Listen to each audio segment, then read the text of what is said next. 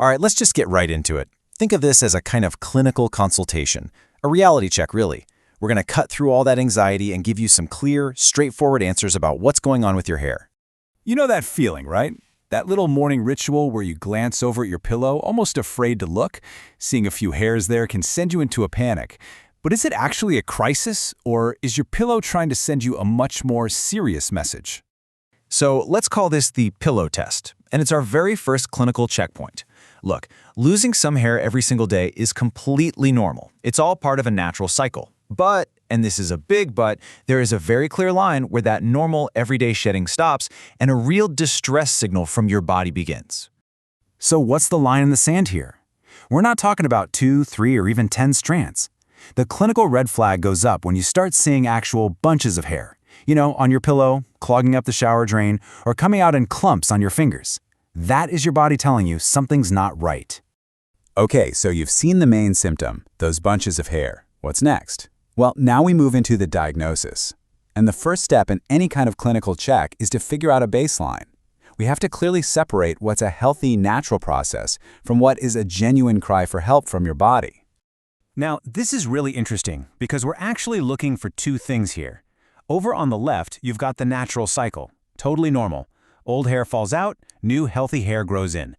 But on the right, the distress signal isn't just about how much hair you're losing. It's also about the quality of the hair that's still on your head. Is it rough, dull? Does it feel brittle and just lifeless? That's a huge clue that your hair follicles aren't getting the nutrients they need. And that quote, it just nails it, doesn't it? Seriously, think of your hair like a barometer for what's happening inside you. If that outward radiation is looking weak or faded, it's a clear clinical sign that we need to take a look at the internal system. All right, time to play detective. Our investigation starts with the external factors. These are the sneaky culprits in your day-to-day life that we often completely overlook, but they can have a massive impact on your hair's health. So let's break these down. For a lot of people, especially men, wearing a cap or a helmet all the time can literally cause hair to fall out in those specific areas just from the constant restriction. Then you've got things like pollution and all the harsh chemicals in some hair products, which just strip away your hair's natural defenses and lead straight to breakage. Now, let's go a little deeper here, with a more holistic view.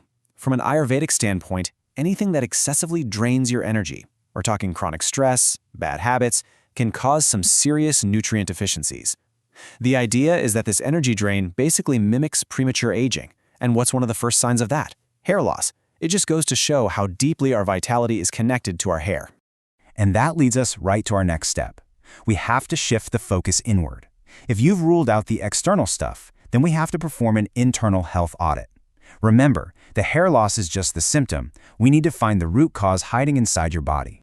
So here are the 4 key areas to investigate. Number 1, iron and protein levels.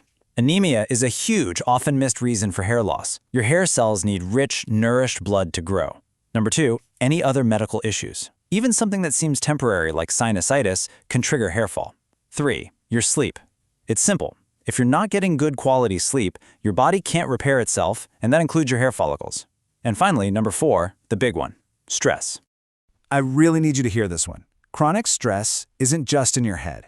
It messes with your nervous system. It messes with your blood flow, and it basically starves your scalp of the nutrients it desperately needs. Any kind of long-term tension you're holding on to in your life will sooner or later show up physically. And often, your hair is the first to tell the story. Okay, we've gone from the symptoms to the diagnosis to the internal and external causes. Now for the most important part, the treatment plan. This is where we stop worrying and we start taking real, proactive steps to get back in the driver's seat. And this right here, this is the turning point. Panicking and worrying only adds more stress to the whole system, which is the last thing you need. The very first step in any real treatment is making the decision to take charge of your own health. So what does this action plan look like? It's all about focusing on what works. First, improve the circulation to your scalp. A simple, gentle massage with your fingertips every day can do wonders for blood flow. Second, and this is key, shift your focus away from all those expensive external products and onto internal remedies. You have to nourish your body from the inside out. Think key nutrients like biotin, vitamin C, omega-3s.